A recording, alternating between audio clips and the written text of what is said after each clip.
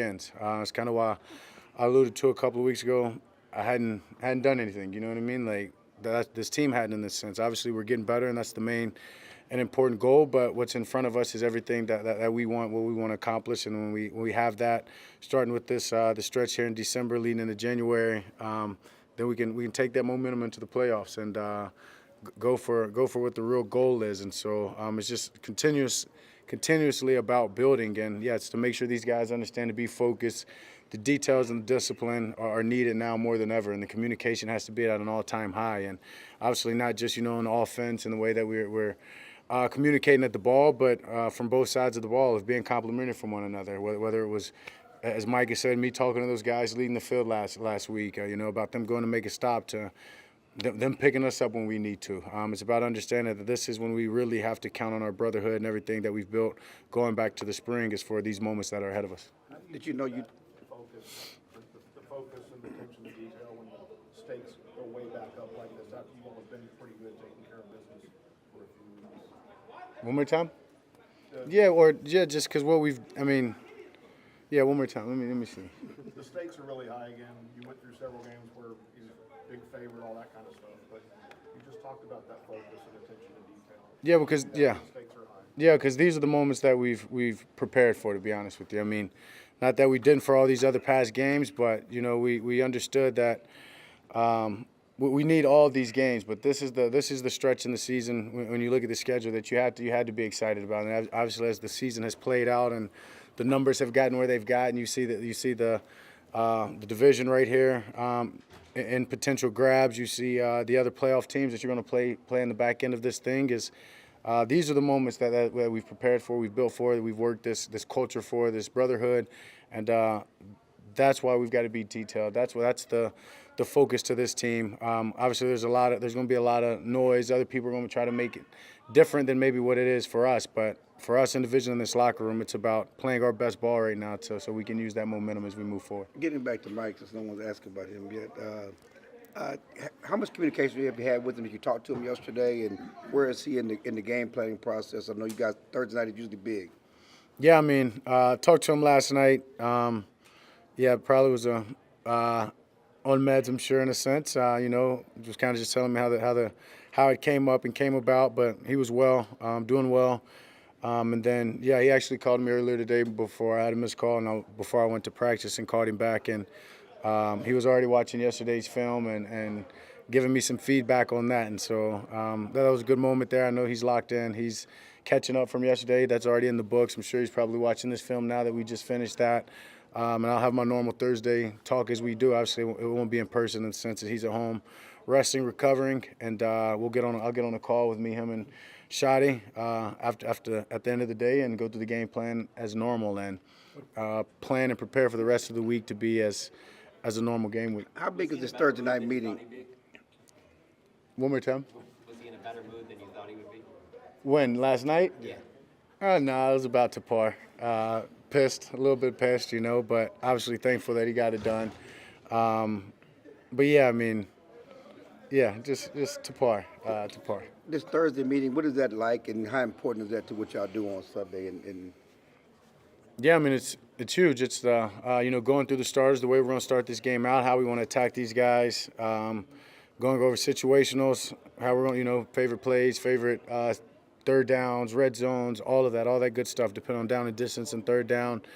And I guess the only difference is maybe he wasn't here in person to watch the practice and, maybe talk to me as plays came up. But that's what tonight will be about. And it'll really be no different. As we normally do, tell him why I like to play.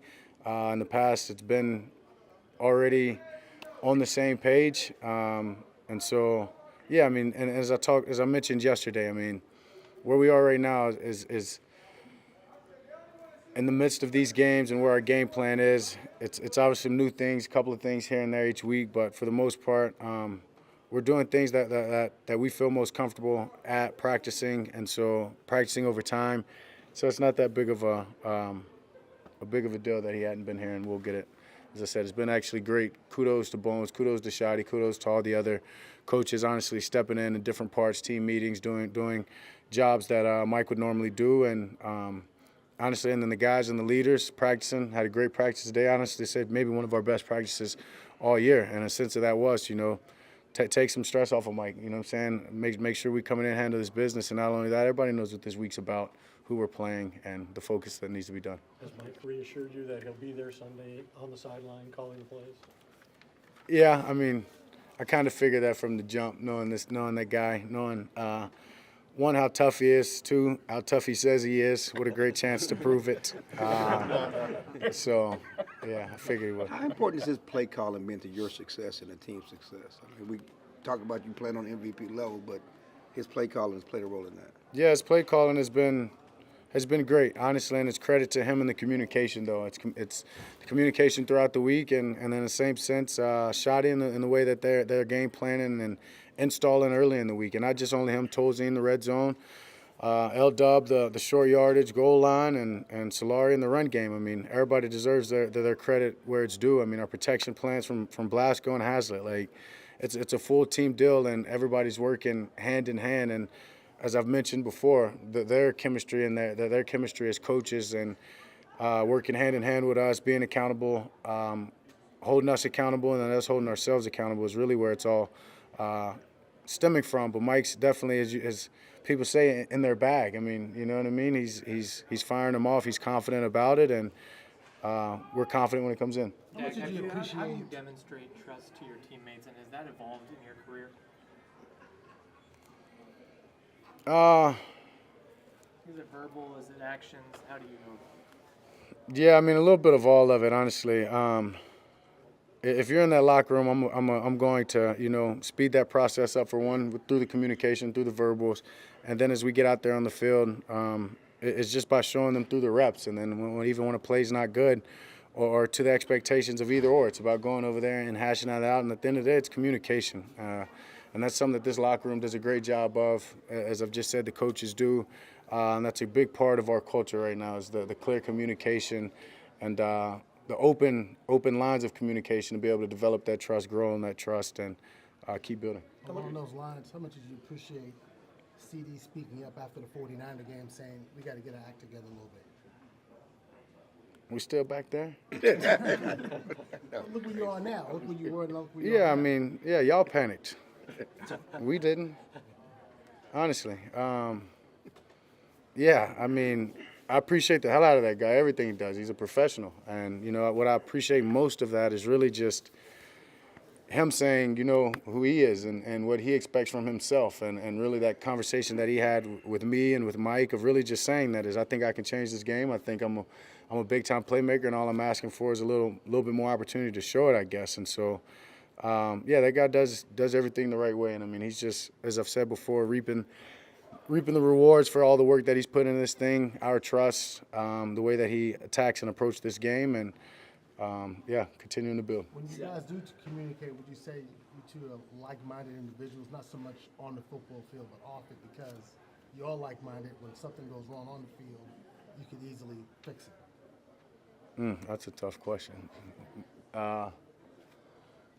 Yeah, I mean, I understand who he is. And at the end of the day, yeah, we both, I guess you could say, are conquerors. We want to overcome whatever it is, whatever that situation or problem is, and being able and being resilient, being tough, and having mental toughness. So whatever it may be, being able to overcome that definitely lessen or shortens the communication, I guess, it takes to get to the solution of whatever it may be. And at the end of the day, that guy's a playmaker and he wants to make plays. And as I've said before, I'm always going to want a guy that around that, asking to make more plays than the opposite. So, yeah, hope I answered that. A song written about your cadence, is that something you kind of expected at some point? No, but no surprise. Honestly, Blackbeard in the group had messaged me before that asking, for me to send some lines over of here we go. I'm like, dude, there's enough on TV copy. Like, I appreciate it, but, you can grab somewhere. I'm good and focused, and obviously he understood.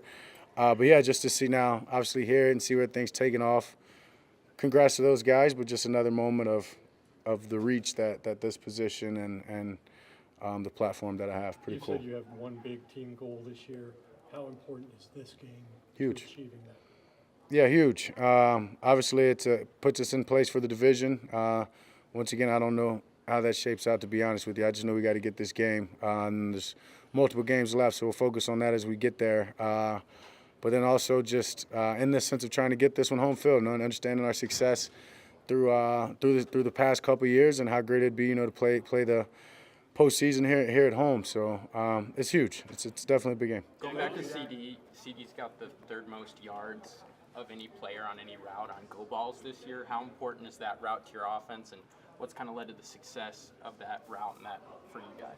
Yeah, I mean, that guy's a playmaker. He's fast. We've got to stretch the field, and I think when we do that, show that we're going to do that, it allows everything to come off of that. That's credit to Mike and just the way that we want to attack people. We're going to attack you, and you've got to respect that. And once you do, that opens up the whole playbook. Yeah, Thank you. Thanks, John.